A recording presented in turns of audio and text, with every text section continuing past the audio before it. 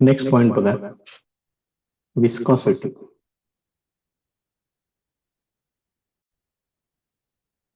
Example दिले बघा सुरुवातीला. Water flows freely and quickly but syrup or honey flows slowly and sticks to the container. पाणी जितक्या जास्त स्पीडनं फ्लो होऊ शकतं तेवढ्या स्पीडनं सिरप किंवा हनी फ्लो होऊ शकत नाही, शिवाय ते त्या कंटेनरला चिकटून बसतं. The difference is due to fluid friction. याच्यामध्ये काय आहे? फ्लुइड फ्रिक्शन ही प्रॉपर्टी आहे, म्हणजेच viscosity. This friction is both within the fluid itself and between the fluid and its surroundings. हे जे फ्रिक्शन आहे किंवा ही जी विस्कॉसिटी आहे ही फक्त लिक्विडच्या आतच नसते, तर लिक्विड आणि त्याचं सराउंडिंग, फ्लुइड आणि त्याचं सराउंडिंग म्हणजे ज्या भांड्यामध्ये हे तुम्ही घेतलेलं आहे त्यांच्यामध्ये पण हे फ्रिक्शन दिसून येतं. This property of fluids is called as viscosity. त्यालाच विस्कॉसिटी असं म्हणतात. Water has a low viscosity whereas syrup or honey has a high viscosity.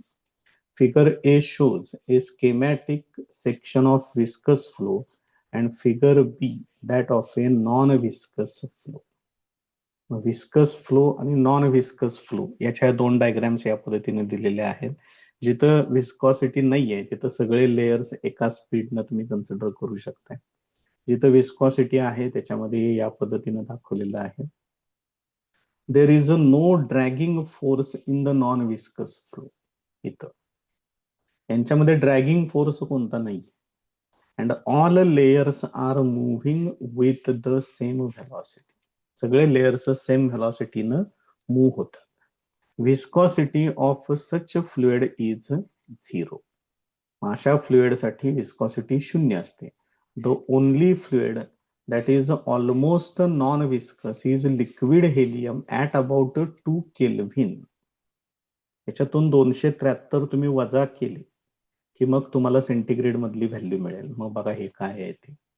फार कमी टेम्परेचर आहे हे. आणि कोण आहे ते लक्षात ठेवा. Liquid helium almost non viscous, आणि ते सुद्धा नॉर्मल टेम्परेचरला नव्हे, 2 केल्विन. त्यामुळे ह्या दोन्ही गोष्टी लक्षात ठेवा. The flow of river water near both sides of the river bank flows slow, and as we move towards the center of the river, the water flows faster gradually. जर तुम्ही नदीच्या किनाऱ्यावरती बघितलं पाण्याचा फ्लो तर तो त्या ठिकाणी स्लो असतो, पण जसं तुम्ही हळूहळू किनाऱ्यावरून नदीच्या मध्ये यायला लागाल तसं वॉटरचा जो फ्लो आहे तो वाढत जातो, कारण त्या ठिकाणी विस्कॉसिटी कमी प्रमाणात असते. At the centre the flow is the fastest. बरोबर मध्ये फ्लो सगळ्यात जास्त फास्ट असतो. Thus there is some opposing force between two adjacent layers of fluids which affects their relative motion. मग याच्यावरून त्यांनी कन्क्लुजन असं काढलेलं आहे की दोन लेयरच्या मध्ये काहीतरी अपोजिंग फोर्स आहे आणि तो तिथल्या रिलेटिव्ह मोशनला अपोज करत असतो. तर इथं डेफिनेशन करून ठेवा, इम्पॉर्टंट.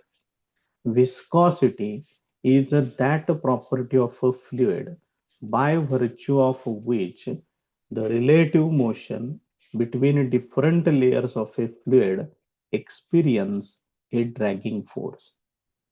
विस्कॉसिटी ही फ्लुइडची अशी प्रॉपर्टी आहे की जिच्यामुळं दोन लेयर्स मधली रिलेटिव्ह मोशन जी आहे, फ्लुइड मधले कुठलेही दोन लेयर्स घ्या शेजारी शेजारी असलेले, त्यांच्यातली मोशन ही अपोज होते. त्या मोशन वरती एक ड्रॅगिंग फोर्स ऍक्ट होतो. त्या प्रॉपर्टीला विस्कस फोर्स म्हणतात, त्या प्रॉपर्टीला विस्कॉसिटी म्हणतात, आणि त्या फोर्सला विस्कस फोर्स किंवा विस्कस ड्रॅग असं म्हणतात. In liquids the viscous drag is due to short range molecular cohesive forces.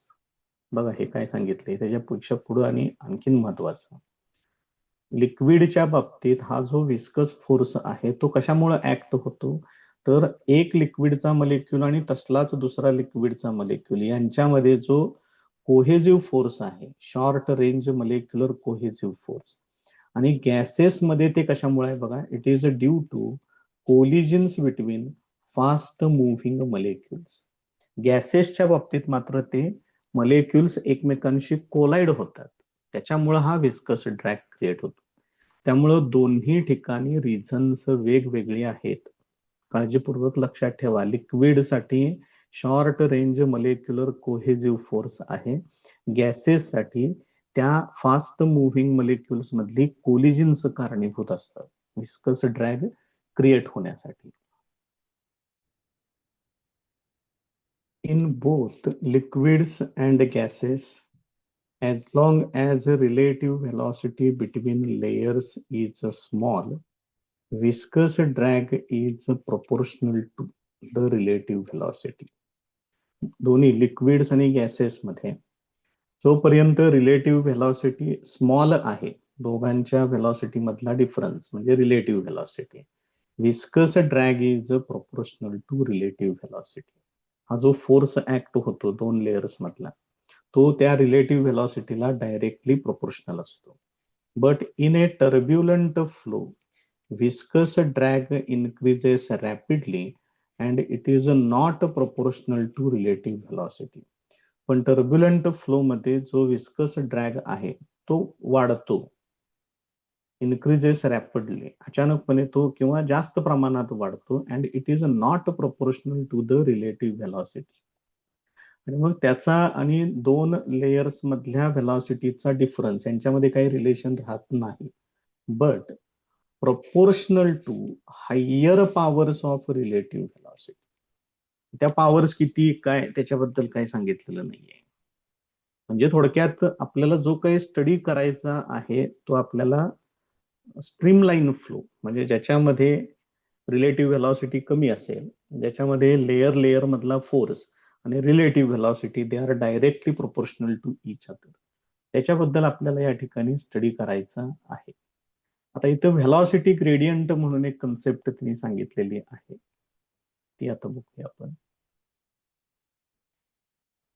मग इथं त्यांनी काय केलेलं आहे, तिथं त्यांनी अशा पद्धतीनं लेयर्स दाखवलेले आहेत. हा फर्स्ट लेयर, हा सेकंड लेयर, हा थर्ड लेयर, आणि हा जो सगळ्यात खाली इथं जो लेयर दाखवलेला आहे हा हा स्टेशनरी लेयर किंवा ग्राउंड लेयर.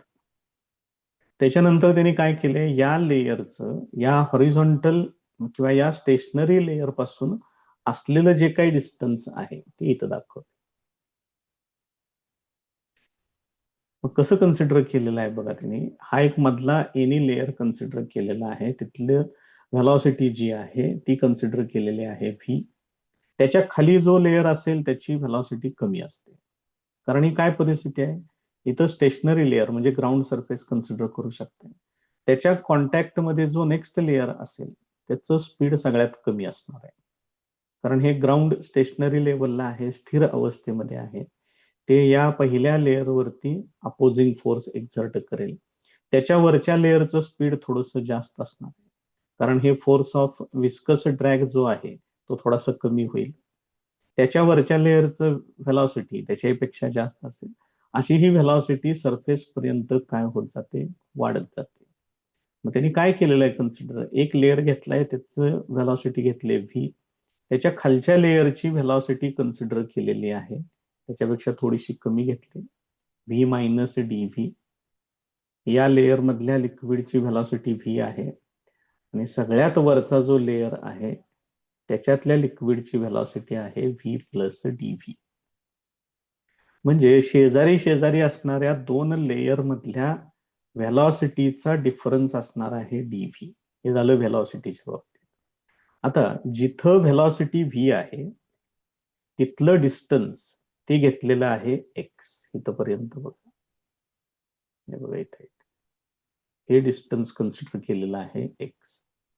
त्याच्या वरचं जर तुम्ही लेयर जर कन्सिडर केला इथं, तर हे डिस्टन्स सगळ्यात वरच्या लेयरचं हे डिस्टन्स त्यांनी लिहिलेलं आहे एक्स प्लस डी एक्स, आणि त्याच्या जर खालचा लेयर जर तुम्ही घेतलात म्हणजे हा लेयर येतो, त्याचं डिस्टन्स घेतलेलं आहे एक्स मायनस dx.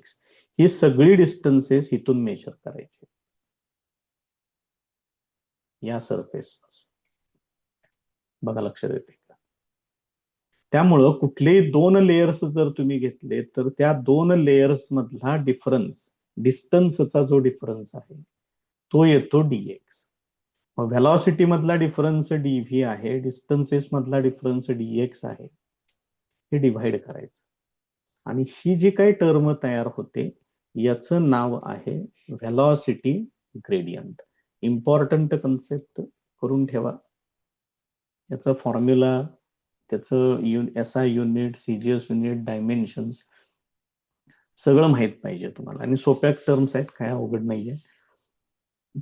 याची डेफिनेशन बघा काय आहे. Rate of change of velocity dv with distance dx measured from a stationary layer is called velocity gradient. एका फिक्स लेयर पासून आपण ग्राउंड लेवलच कन्सिडर करणार आहे, तिथून कोणताही एक लेयर कन्सिडर करा किंवा दोन लेयर मधला rate of change of velocity म्हणजे चेंज ऑफ व्हेलॉसिटी अंशात घ्या, डिव्हायडेड बाय मध्ये त्या दोन लेयर मधलं डिस्टन्स घ्या. ठीक आहे, त्याला काय म्हणायचं आहे, व्हेलॉसिटी ग्रेडियंट. त्यामुळे व्हेलॉसिटी ग्रेडियंटचा फॉर्म्युला लक्षात ठेवा, dv upon dx. Velocity divided by displacement आहे, म्हणजे metre per second divided by metre, म्हणजे पर सेकंद येणार ते. त्या पद्धतीनं डायमेन्शन T⁻⁻1 एवढंच राहणार शिल्लक फक्त. मग आता त्याच्या पुढची टर्म आहे coefficient of viscosity. Newton's law of viscosity, अतिशय महत्वाचा पॉइंट, इम्पॉर्टंट कन्सेप्ट करून ठेवा सगळं. त्याच्या स्टेटमेंट सगळं साहेबांचं काम आहे, न्यूटनचं काम आहे हे. त्यामुळे हे व्यवस्थित करून ठेवा. कुठं ना कुठंतरी साहेब आपल्याला नेहमी भेटत असतात. स्टेटमेंट बघायचं काय आहे. For a stream line flow the viscous force acting on any layer is directly proportional to area A of layer and velocity gradient dv upon dx. Streamline flow साठी आहे मात्र हे, कंपल्सरी स्ट्रीमलाईन फ्लो साठी. मी मगाशी सांगितलंय अभ्यास आपल्याला streamline फ्लोचाच करता येतो, टर्ब्युलंट फ्लोचा करताच येत नाही, कारण त्यातल्या बऱ्याचशा गोष्टी आउट ऑफ कंट्रोल असतात. कसं काय मांडणार त्याच्यावरती equation. So for a streamline flow viscous force acting on any layer is directly proportional to area of the layer and velocity gradient. मी ते इक्वेशन लिहिलेलं आहे बघा, F directly proportional to A into dv upon dx. मग जसं आपण proportionality sine घेतो तसं तिथं ते साईन काढून एक कॉन्स्टंट घ्यायचा असतो, आणि हा या लॉ मधला हा जो कॉन्स्टंट आहे इटा, याचा उच्चार आहे ETA, इटा. हा जो इटा कॉन्स्टंट आहे यालाच काय म्हणतात, coefficient of viscosity of the liquid. हा तो कॉन्स्टंट. याच्यावरून तुम्ही इटाचा फॉर्म्युला असा पण लिहू शकताय, इटा इक्वल टू जे काय आहे ते. एक नोट सांगितले बघून घ्या. A in this expression is not cross sectional area, it is area of layer parallel to the direction of flow. हा कशाचा एरिया आहे, area of layer that is parallel to the direction of flow. माहिती असू दे, लक्षात ठेवा फक्त. आता कोइफिशियंट ऑफ विस्कॉसिटी मला डिफाईन करायचं आहे. त्याच्या आधी अजून एक काम करूया, त्याचं SI unit, CGS unit, dimension सगळंच तयार करूया. इथं महत्वाचा सेक्शन आहे हा. F इक्वल टू इटा into A into dv upon dx. मग याच्यावरून इटाचा फॉर्म्युला काय येईल, F upon A into dv upon dx. मग आता ह्याचं जर मला युनिट जर तयार करायचं असेल तर फोर्स साठी येणार न्यूटन, एरिया साठी येणार मीटर स्क्वेअर, व्हेलॉसिटी साठी येणार मीटर पर सेकंड, आणि डिस्टन्स साठी परत येणार मीटर. याच्यातलं एक मीटर कॅन्सल होईल. हे डिव्हायडेड बाय मध्ये परत डिव्हायडेड बाय मध्ये सेकंद येते, त्याला वरती पाठवा. न्यूटन सेकंद पर मीटर स्क्वेअर. तिने पण तेवढंच दिले का बघा इथं. इथं SI युनिट आहे बघा त्याच या ठिकाणी. SI युनिट आहे न्यूटन सेकंद पर मीटर स्क्वेअर. हे पहिलं. त्याच CGS युनिट आहे पॉइस. या विस्कॉसिटीच्या बाबतीत काम केलेला सायंटिस्ट आहे तो. त्याचं नाव होतं पॉइस्युली. त्याच्यावरून हे पॉइस तयार केले. हे रिलेशन लक्षात ठेवा. 1 न्यूटन सेकंद पर मीटर स्क्वेअर म्हणजे 10 पॉइस असते. त्यालाच 1 डेका पॉइस असं सुद्धा म्हणतात. ठीक आहे. आता त्याचं डायमेन्शन पण बघून घेऊया आपण काय काय आहे ते. सगळ्यात पहिल्यांदा मी फोर्सचे डायमेन्शन्स माहिती आहेत, एरियाचे डायमेन्शन्स माहिती आहेत. डीव्ही अपॉन डीएक्सचं फक्त काय होतंय, सेकंद मध्ये कन्व्हर्शन होते. डीव्ही अपॉन डीएक्स व्हेलॉसिटी आहे. व्हेलॉसिटी म्हणजे डिस्टन्स अपॉन टाइम येणार, म्हणजे हे असं येणार. डिव्हायडेड बाय डिस्टन्स आहे म्हणजे L⁻⁴ येणार. म्हणजे याच्या डायमेन्शन मध्ये फक्त T⁻⁻1 एवढं शिल्लक राहते. तर बघा याचे बाकीचे काय काय डायमेन्शन्स घ्यायचे आहेत ते. फोर्सचे डायमेन्शन्स आहेत 1, 1, -2 डिव्हायडेड बाय मध्ये एरियासाठी येणार L⁻². त्यानंतर डीव्ही अपॉन डीएक्स येणार आहे T⁻⁻1. टोटल किती होते बघा हे 1 - 2 म्हणजे हे झालं -1. त्यानंतर आहे m⁻1. त्याच्यानंतर टोटल होणार T⁻⁻1 -2 + 1 होणार. ही त्याची डायमेन्शन्स करून ठेवा ते व्यवस्थित. काही त्याच्यामध्ये चेंजेस करू नका. त्याच्यानंतर हा जो कोइफिशियंट ऑफ विस्कॉसिटी जो काही सांगितलेला आहे त्याची डेफिनेशन पाहिजे मला. मग हा फॉर्म्युला घेतो इथं. इटा इक्वल टू काय आहे F upon A into dv upon dx. मग याच्यामधला एरिया घ्या 1 मीटर स्क्वेअर. त्यानंतर डीव्ही अपॉन डीएक्स हे पण घ्या 1 पर सेकंद. हे असं घ्या त्या ठिकाणी. आणि मग ह्याच्यात काय शिल्लक राहते तेवढं फक्त बघा. देअरफॉर इटा इक्वल टू F येते. म्हणजे कोइफिशियंट ऑफ विस्कॉसिटी हा काय आहे, विस्कस फोर्स आहे. त्यावेळेला तुम्हाला काय करावं लागेल, एरिया 1 युनिट घ्यावं लागेल म्हणजे युनिट एरिया घ्यावा लागेल आणि व्हेलॉसिटी ग्रेडियंट सुद्धा युनिट घ्यावा लागेल. बघा त्याच पद्धतीने इथं डेफिनेशन दिले. The coefficient of viscosity can be defined as viscous force per unit area per unit velocity gradient. Definition त्याची. Coefficient of viscosity of a fluid changes with change in its temperature. For most liquids, the coefficient of viscosity decreases with increase in their temperature. माहिती असू दे MCQ ला. Coefficient of viscosity कमी होते. Temperature वाढवले की coefficient of viscosity कमी होते. हे व्यवस्थित लक्षात ठेवा. गॅसेसच्या बाबतीत मात्र coefficient of viscosity increases with increase in temperature. त्यामुळे दोघांच्या बाबतीत जरा काळजीपूर्वक व्यवस्थित सेपरेट लक्षात ठेवा. लिक्विडच्या बाबतीत कोइफिशियंट ऑफ विस्कॉसिटी डिक्रीज होते. गॅसेसच्या बाबतीत कोइफिशियंट ऑफ विस्कॉसिटी इन्क्रीज होते. त्याच्यानंतरचा पॉइंट आहे another important point, important law, statement, formula, सगळं महत्वाचं याच्यातलं. तो आहे स्टोक्स लॉ. काय स्टेटमेंट सांगितलेलं आहे बघा. द विस्कस फोर्स FV म्हटलंय त्याला, acting on a small sphere falling through a viscous medium. काय आहे, एक स्मॉल स्पियर आहे, तो एका विस्कस मीडियम मधून वरून खाली पडतोय. तर त्याच्यावरती ऍक्ट होणारा viscous force it is directly proportional to the radius of the sphere, its velocity through the fluid and the coefficient of viscosity of the fluid. हा इथं ड्रॉप दाखवलेला आहे बघा, स्पेरिकल ऑब्जेक्ट, तो वरून खाली मूव्ह होतोय आणि हे जे सराउंडिंग मीडियम आहे त्यांनी एक्झर्ट केलेला विस्कस फोर्स याच्यात दाखवलेला आहे. मग याच्यावरती ऍक्ट होणारा हा विस्कस फोर्स काय काय असतो, याच्या रेडियसला डायरेक्टली प्रोपोर्शनल असतो. हा जो स्पियर आहे, या स्पियरची जी रेडियस असेल ती, त्यानंतर वरून खाली येण्याची त्याची जी व्हेलॉसिटी असेल ती, आणि हे जे मीडियम सांगितलेलं आहे या मीडियमचा कोइफिशियंट ऑफ व्हिस्कोसिटी, या सगळ्याला हे डायरेक्टली प्रोपोर्शनल असेल.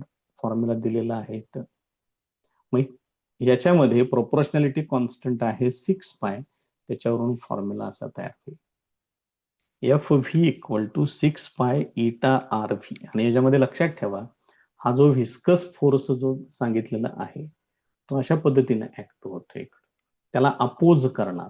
हा ड्रॉप जर वरून खाली मूव्ह होत असेल तर हा व्हिस्कस फोर्स त्याच्या अपोजिट डिरेक्शन मध्ये ऍक्ट होईल आणि त्याच्या मोशनला तो अपोज करेल. नेक्स्ट पॉइंट बघा, terminal velocity. Derivation important, formula important, त्याच्यावरती प्रॉब्लेम सुद्धा विचारून झालेला आहे. थोडस कॉम्प्लिकेटेड वाटू शकते पण काही नाहीये विशेष, सिंपल गोष्टी आहेत. बघा काय काय म्हटलंय. Consider a spherical object falling through a viscous fluid. Forces experienced by it during its downward motion are. इथं दाखवलेलं आहे बघा, एक स्पेरिकल ऑब्जेक्ट, तो या मीडियम मधून वरून खाली येतोय. त्याच्यावरती ऍक्ट होणारे वेगवेगळे फोर्सेस कुठले आहेत ते त्यांनी या ठिकाणी दाखवलेले आहेत. पहिला फोर्स आहे विस्कस फोर्स, तो डिरेक्टेड अपवर्ड्स या डिरेक्शन मध्ये आहे तो. ठीक आहे. दुसरा फोर्स आहे buoyant force, force due to buoyancy, एवढं इथं दिलेलं आहे. त्यालाच अप थ्रस्ट असं असं सुद्धा म्हणतात. याचं बायोंट फोर्सचं एक एक्झाम्पल मी तुम्हाला देतो, 1 मिनिट लागेल फक्त. ज्यावेळेला आपण एखादी बादली घेतो आणि ती जर बॅरेलमध्ये आपण जर बुडवली, पाणी आहे त्याच्यामध्ये, तर जोपर्यंत ती बादली त्या बॅरेलमध्ये पाण्यामध्ये बुडलेली आहे त्यावेळेला ती आपल्याला वजनाला एकदम हलकी वाटते. पण जसं तुम्ही त्याला बादलीला त्या पाण्यातून बाहेर काढता तसं ते आपल्याला त्याचं वजन जाणवतं आणि ती वजनाला जास्त वाटायला लागते. मग जोपर्यंत ती बादली त्या पाण्यामध्ये आहे तोपर्यंत त्या बादलीवरती सराउंडिंग मीडियम अपवर्ड डिरेक्शन मध्ये फोर्स एक्झर्ट करत असते. हा जो फोर्स एक्झर्ट होतो त्याला म्हणतात बायोंट फोर्स. मग तो किती असतो याचा तुम्ही विचार करू शकता. ज्या वेळेला बादली पाण्यात असते त्यावेळेला आपल्याला काहीच जाणवत नाही इतकं फारसं वजन त्याचं, म्हणजे तो फोर्स सुद्धा खूप जास्त आहे आणि तो कम्पेरेबल आहे, तो तुम्हाला कन्सिडर करावा लागेल. त्यामुळं ह्या अपवर्ड डिरेक्शन मध्ये हा जसा अप थ्रस्ट म्हणजे बायोंट फोर्स जो आहे तो एक आहे, आणि व्हिस्कस फोर्स एक ऍक्ट होतो, तो सुद्धा याच्यामध्ये तुम्हाला कन्सिडर करावा लागेल. व्हिस्कस फोर्स आपण मगाशी स्टोक्स लॉ न बघितलेला आहे, तो किती असतो तो. आणि अप थ्रस्ट किंवा फोर्स ऑफ बायोन्सी जो आहे, हे दोन फोर्सेस अपवर्ड डिरेक्शन मध्ये ऍक्ट होतात. हे आहेत बघा. पहिला आहे व्हिस्कस फोर्स डिरेक्टेड अपवर्ड्स. आता त्याच्याबद्दल काय म्हटले बघा, it's magnitude goes on increasing with increase in its velocity. आता ज्या वेळेला समजा आपण ढगातून पाण्याचा थेंब खाली पडला, सुरुवातीला त्याची व्हेलॉसिटी एकदम कमी असणार आहे, पण तो जसं खाली यायला लागेल तसं त्याचं स्पीड काय व्हायला वाढायला लागेल. स्पीड जितकं जास्त असेल तेवढा व्हिस्कस फोर्स पण जास्त ऍक्ट होतो. गाडीवरून जर समजा आपण प्रवास करायला लागलो, कमी स्पीड असेल तर आपल्याला वारं एवढं जाणवत नाही, पण जर तुम्ही जास्त स्पीडनं जर गाडी चालवली तर आपल्याला वारं जास्त जोरात जाणवतं. हाच तो व्हिस्कस फोर्स आहे. त्याच्यानंतर दुसरा फोर्स त्यांनी सांगितलाय ग्रॅव्हिटेशनल फोर्स. तो काय नेहमीच आहे, तुम्हाला माहितीच आहे, which is acting in downward direction, या पद्धतीने. मग अपवर्ड डिरेक्शन मध्ये दोन फोर्सेस ऍक्ट होतात, त्यांची बेरीज होईल. डाउनवर्ड डिरेक्शन मध्ये एक फोर्स ऍक्ट होईल, तो त्याला अपोज करेल, पण ड्रॉप शेवटी कसा पडणार आहे, खालीच पडणार आहे, त्यामुळे ग्रॅव्हिटेशनल फोर्सची व्हॅल्यू जास्त असणार आहे. त्यामुळे या ग्रॅव्हिटेशनल फोर्स मधून या दोघांची बेरीज तुम्हाला वजा करावी लागेल, म्हणजे मग नेट डाऊनवर्ड फोर्स तुम्हाला मिळेल. मी इथं तेच केलेलं आहे. Net downward force equal to, so it is responsible for initial increase. हा जो फोर्स आहे, नेट रिझल्टंट फोर्स, त्याच्यावरती अवलंबून आहे की पुढं काय घडणार. एकच मिनिट फक्त. So this net downward force, it is responsible for initial increase in the velocity. त्याच्यामुळे त्याची व्हेलॉसिटी वाढत जाते. Among the given forces F G, that is gravitational force, आणि एफ यू, अपथ्रस्ट किंवा force of buoyancy, they are constant, while F V, that is viscous force, it increases with increase in velocity. म्हणजे यापैकी हे जे दोन forces आहेत, gravitational force आणि force of buoyancy, हे कॉन्स्टंट आहेत. मात्र व्हिस्कस फोर्स जो आहे तो व्हेलॉसिटीनुसार वाढत जातो. At one stage net force F becomes zero. एका पर्टिक्युलर ठिकाणी आल्यानंतर हा नेट फोर्स किती होतो? झिरो होतो. ही निगेटिव्ह टर्म इकडे पाठवा, म्हणजे इक्वेशन असे येते. म्हणजे डाऊनवर्ड डिरेक्शन मध्ये ऍक्ट होणारा नेट फोर्स आणि अपवर्ड डिरेक्शन मध्ये ऍक्ट होणारा नेट फोर्स हे एकमेकांना बॅलन्स करतात. मग मात्र त्यावेळेला त्याची व्हेलॉसिटी कॉन्स्टंट राहते. After that downward velocity remains constant and this is called as terminal velocity. आणि याच्यासाठी आपल्याला काम करायचं. मग एकदा याची टर्मिनल व्हेलॉसिटी, ती डाऊनवर्ड व्हेलॉसिटी कॉन्स्टंट झाली की तिथला व्हिस्कस फोर्स सुद्धा कॉन्स्टंट होतो. तर आपल्या दृष्टीनं महत्वाचं हे इक्वेशन आहे. त्याचे फॉर्म्युले वापरू आणि मग डेरिव्हेशन मध्ये काय येते ते बघूया.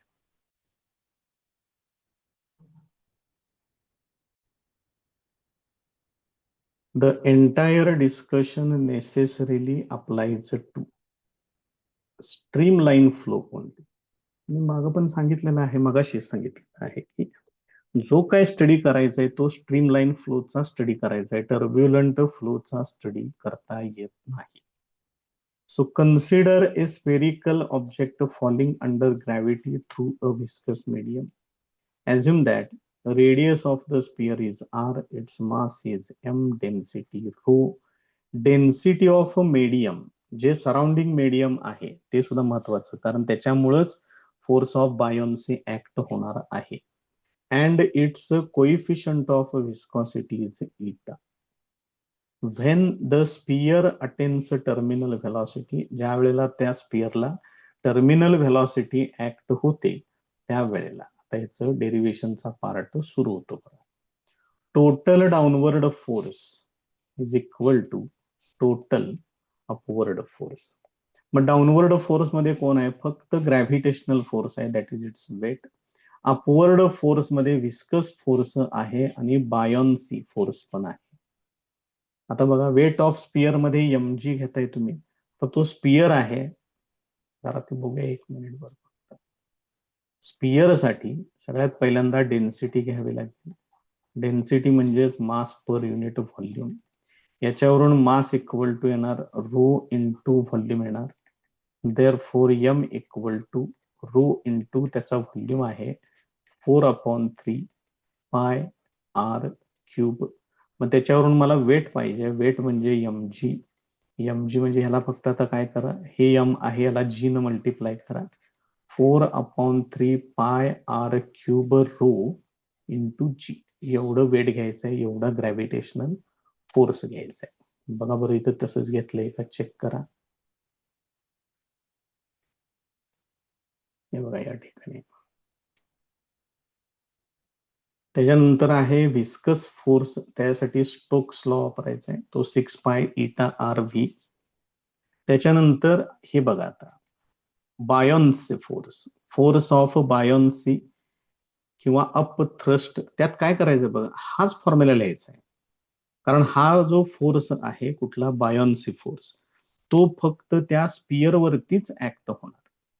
पण ते कोण एक्झर्ट करणार? मीडियम एक्झर्ट करणार. मग काय बदल करायचा? हा जो तुम्ही लिक्विडचा म्हणजे हा ड्रॉपचा जो रो घेतलाय तो काढायचा आणि त्या ठिकाणी मीडियमचा सिग्मा टाकायचा. एवढाच बदल आहे, बाकी सगळा फॉर्म्युला आहे तसाच आहे. चेक करून घ्या. आता मला 6 पाय इटा आर व्ही, कारण मला व्ही काढायचंय, मग ही टर्म, ही पूर्ण टर्म इकडे डावीकडे पाठवा. ते इकडे आल्यानंतर मायनस होईल, बघा बरोबर तसंच केलंय का. आता या दोघांच्यातून बरचसं कॉमन निघते बघा, कॉमन घेतलंय सगळं. काय शिल्लक राहते, इथलं रो आणि इथलं सिग्मा, दोघांच्या मध्ये वजाबाकी एवढं शिल्लक राहते. आता हे 6 पाय इटा आणि आर एवढं सगळं इकडं पलीकडं पाठवा.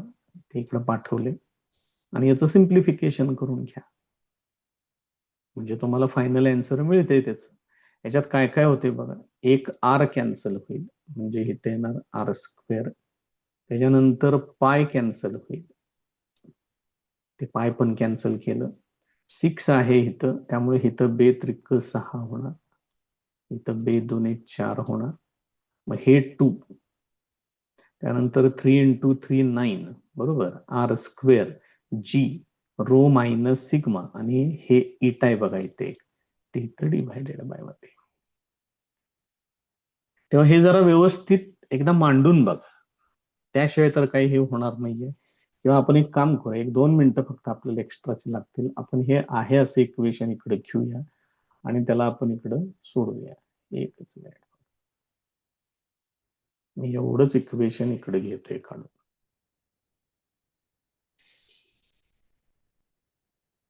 त्याला आपण आपल्या पद्धतीनं सोडवून घेऊया सर. बघूया तरी आपल्याला पण जमते का नाही ते. बरं, मी पूर्ण इक्वेशन परत एकदा लिहून घेतोय, म्हणजे याची मला परत काही गरज पडणार नाहीये. 4/3 pi R cube rho into g is equal to 6 pi eta r v plus 4/3 pi R cube sigma into g. तर हे सोडवून मला व्ही ची व्हॅल्यू काढायची आहे, तीच टर्मिनल व्हेलॉसिटी असेल. ही टर्म इकडं आणतो, 4/3 pi R cube rho G minus 4/3 pi R cube sigma into G. This is equal to 6 pi eta r V. याच्यातून कॉमन काय काय निघते बघा, 4/3 पाय आर क्यूब इंटू जी रो मायनस सिग्मा, इकडे येणार आहे 6 पाय इटा आर आणि V. मला व्ही फाइंड आउट करायचं आहे. तुम्ही इथले इथं डायरेक्ट सिम्प्लिफाय केलं तरी चालते. एक आर कॅन्सल होईल, इथं आर स्क्वेअर, हे पाय कॅन्सल होईल. त्यानंतर इथं येणार बे त्रिक 6, बे दोन 4, हे 3 इकडं आणा आणि इटा पण इकडं आणा. ते 3 इकडं आल्यानंतर डिव्हायडेड बाय मध्ये येईल. ऑलरेडी इथे एक 3 आहे, हे 3 आल्यानंतर 3 × 3 होणार 9. त्यानंतर इथं काय काय शिल्लक राहते बघा, r square g rho minus sigma divided by, हे इटा एक राहिले ते तेवढे इकडे घ्या. This is equal to v. This is the final formula for terminal velocity. Terminal व्हेलॉसिटीसाठी हा फायनल फॉर्म्युला असेल. त्याच्यावरून जर तुम्हाला कोइफिशियंट ऑफ विस्कॉसिटीचं काढायचं असेल तर इटाला इकडे घ्या, व्हीला इकडे पाठवा. अजून एक इक्वेशन तुम्हाला या ठिकाणी मिळेल, बघा लक्षात येते का.